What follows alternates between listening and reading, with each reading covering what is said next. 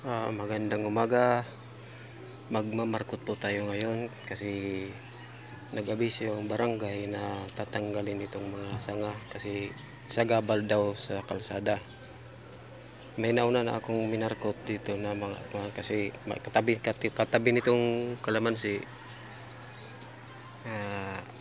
isang puno ng langka, sagabal din sa kuryente, so kailangan ipaputol na to. Ayan. Meron akong ginawang mga kuwan. Yan. Ayan.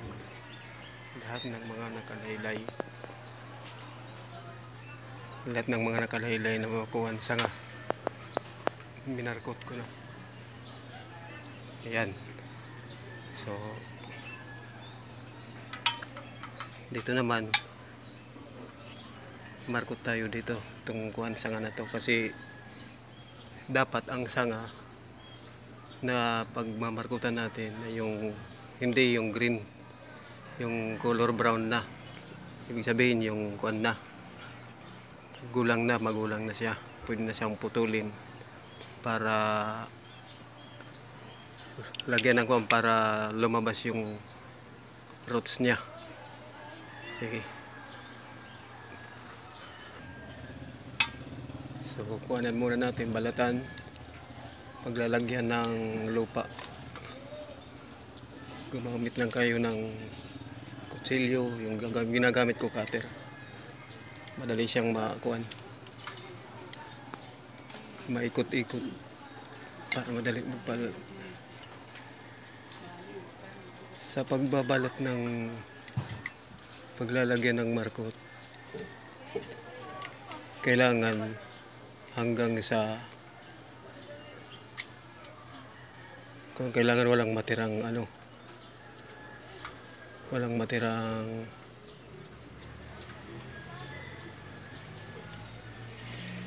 skin kasi babalik lang yan.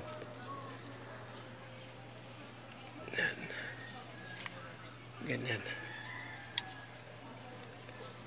Ayan. Tapos kaskasin nyo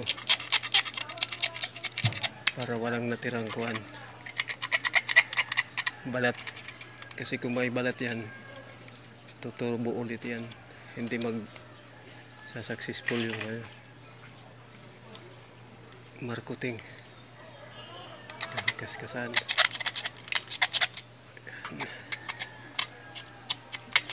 Dapat palibot yan, ha. Ayan. Sige. Yan na. Hindi masyadong kuwan.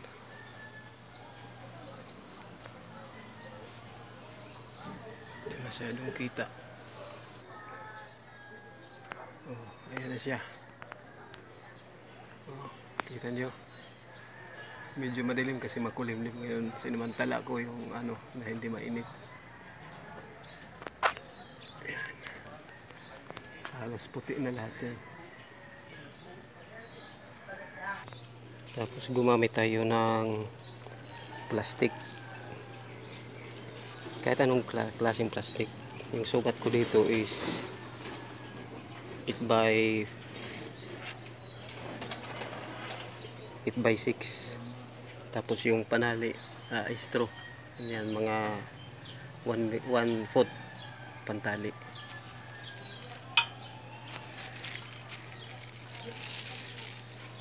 So,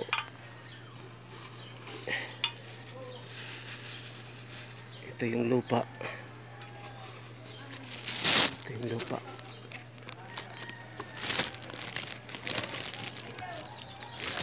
Hindi siya masyadong basa, basta meron lang kung siya moisture.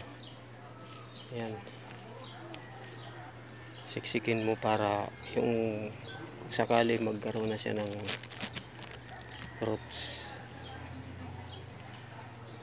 kapit siya doon sa puno na kinakasan natin dyan. Ayan, dapat itatapat natin yung lupa. Pag hindi na itapat yan, hindi lang magkano ng roots, produce ng roots. So ganito yan. Yan. Yan, medyo madilim. Yan, libutin natin yan ng kuwan. Saka natin babalutin yan ng plastic. Ayan.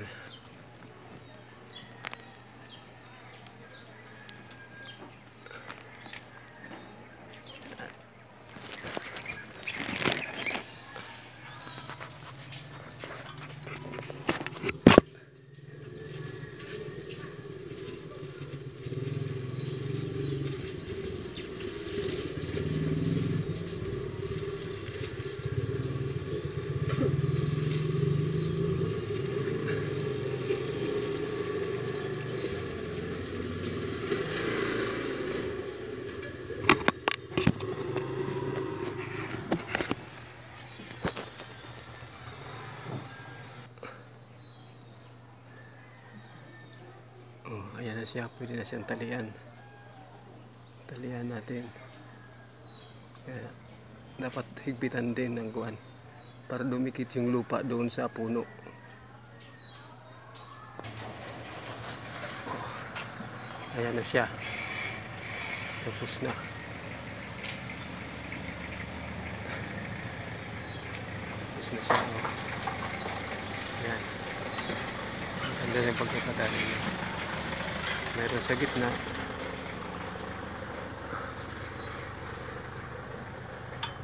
Pakita ko na medyo. Ayan.